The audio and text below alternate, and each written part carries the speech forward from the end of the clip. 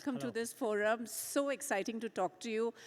He's been on a flight since 5 a.m. Yeah. and I can just tell you that, he's here especially to talk about children and entertainment for children. So Vinod, welcome, and most excited to sort of have you here. And he said the delay at Chennai was because of fog, and I was like, when did fog descend on Chennai? Yeah. Anyhow, that's the changing world for us, and children are changing, media is changing, and it's been a 10-plus year journey for you. So when you began, and as you sit here today, can you tell me 2 to 3 very different situations you were in and are in, and how do you compare, like when you started and where you're today? So when we started, I started, because of my daughter. I was showing her these nursery rhymes in 2012. So when I wanted to do something on my own, I created some videos with my daughter. Because in 2011, there was a video named Charlie Bit My Finger. That video became so viral. It was a fun moment between two siblings. And that was the first video to reach 100 million views on YouTube. So I've been on YouTube since 2006. So ever since, Google bought YouTube. So I want to do something with my daughter.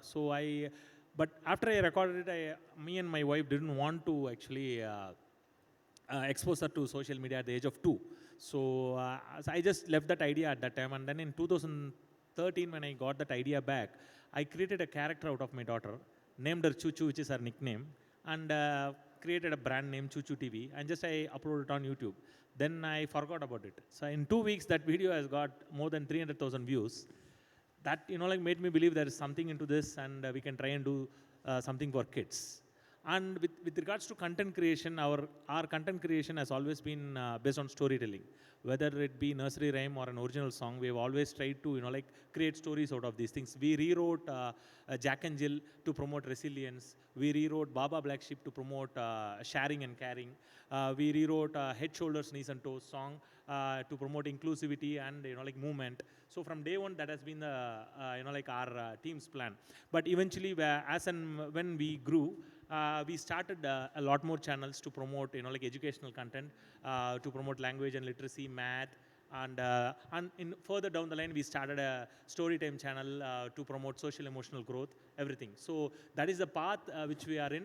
And thanks to companies like Sesame, and we are big fans of Sesame, and we follow your path. So I think you guys have been doing great things for children around the world. Well, it's 55 years in doing work with children, and but just to say, I think children as an audience is ever changing.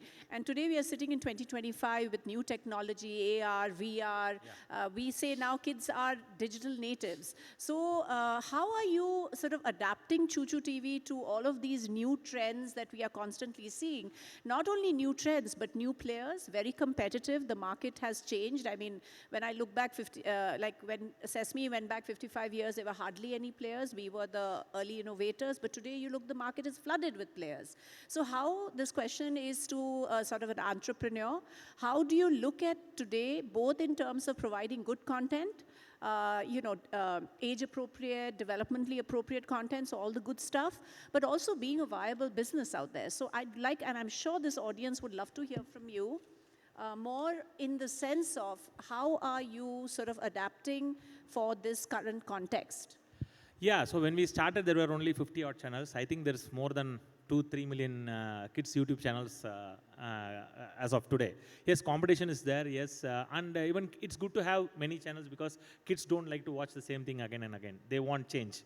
So it's good to have competition, but then when it comes to the growth of a business, it is definitely a challenge. So that's why we have expanded our business into other platforms like Amazon Prime, Keydoodle. We have our own subscription SWOT-based app, Choo Choo TV Pro, and then we recently launched a book out of our YouTube series named Magical Carpet. And then now we have very recently launched a plush toy out of our character. So we have our own store, chuchutv.store. So we are trying to do everything we can to expand our reach outside of YouTube, but also still leveraging our audience on YouTube, because currently we get more than 1.2 to 1.5 billion views on YouTube every single month across our channels. So the channel keeps growing, although there are competitors. So it's always about creating good, high quality content which parents trust. So once we keep doing that with some relatable characters, I think there is a scope for everyone here. Okay, that's interesting. So you mentioned sort of diversifying into other businesses. So how did that happen? I mean, was it intentional, or did you see that there was a market? And I know that internationally also you have a lot of presence. So was that driving it, or was India driving it? Yeah, so after we launched our English channel, the second channel we launched for our was our Spanish channel based on the research. So because in US, if you see, more than 50% are Hispanics. So we immediately launched our Spanish channel, then followed by Indian languages like Hindi, like Telugu, Tamil, and all the languages. So we want to be global. So it's like, it's not about kids are kids everywhere. So it's just the culturally they may be different, but when it comes to preschool content, it's all mostly like universal. So that one area is helpful for us. So that's how we went international.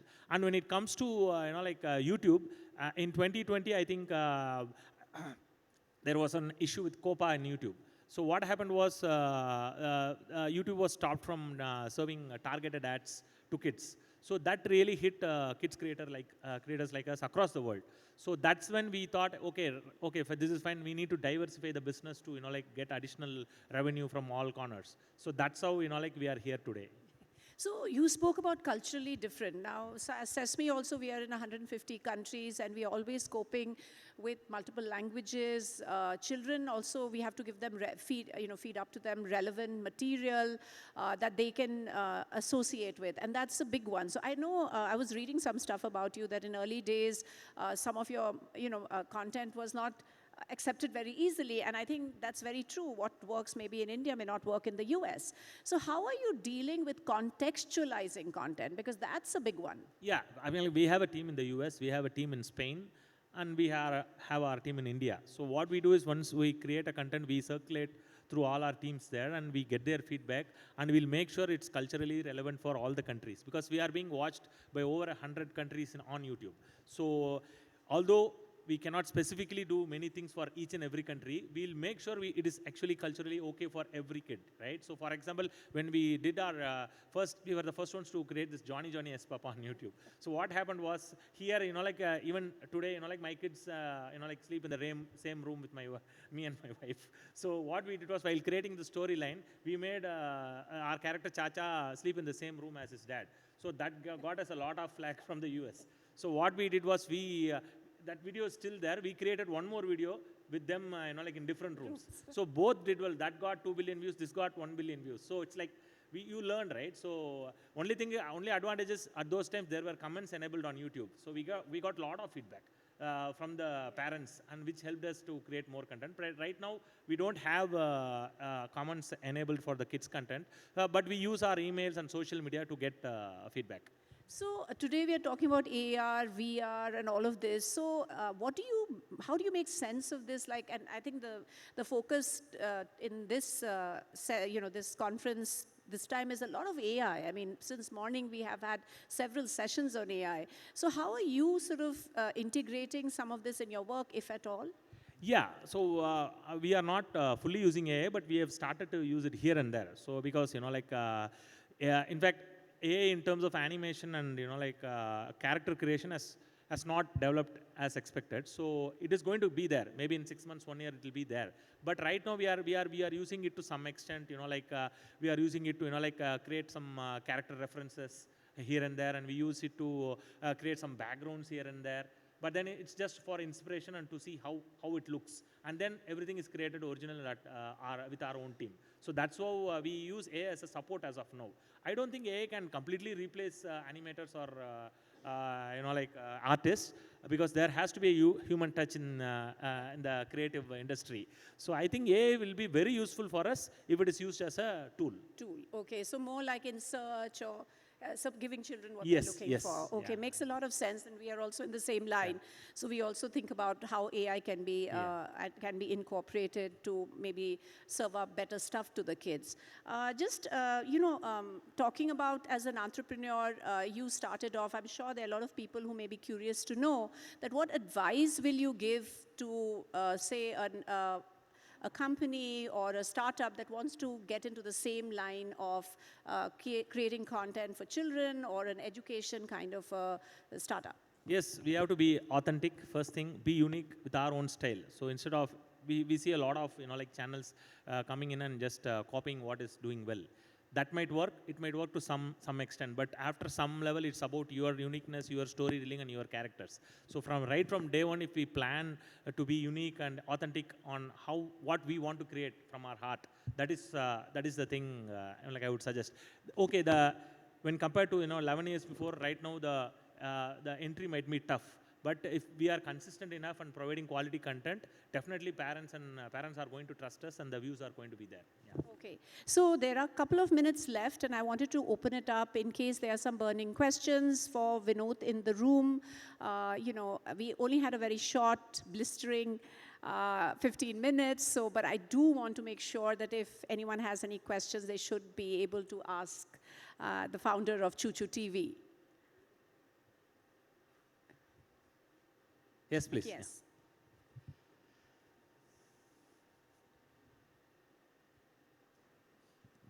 So just asking, as you're the creative director, but also the parent.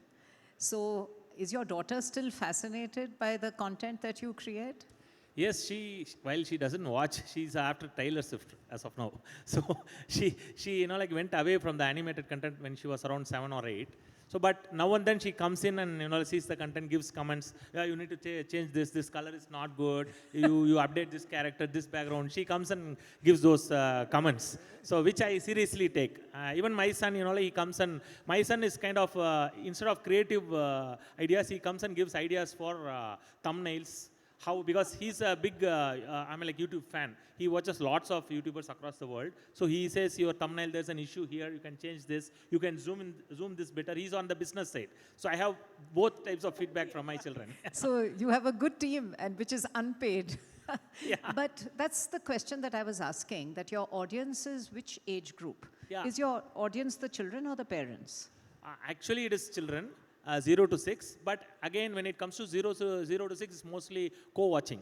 Right now, people are even parents, including us, are concerned about screen time. So so we are also even on the content wise, we are trying to create content which is more engaging, which talks to the character rather than passive entertainment. We want the children to learn something along with their parents. So that, for example, a dance move, they can dance with their parent. For example, when asking questions about farm animals, they both can discuss and answer the questions. So we are going in that route where we want to engage both the parents and the kids. Any more questions? Yeah. I think there's another hand up. Yeah. Can we just go to, please, yeah.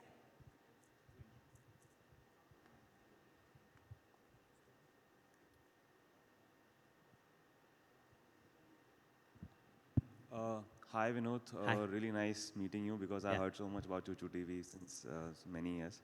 I also run an edtech startup in K-12, and we largely focus on US, Canada as a market. I'm very curious that... Can you hold the mic close to your please. mouth? We can't hear Can you you hear me clearly. now? Yeah. Yeah. So I was saying that till what age group you create the content, and I'm very curious about the monetization.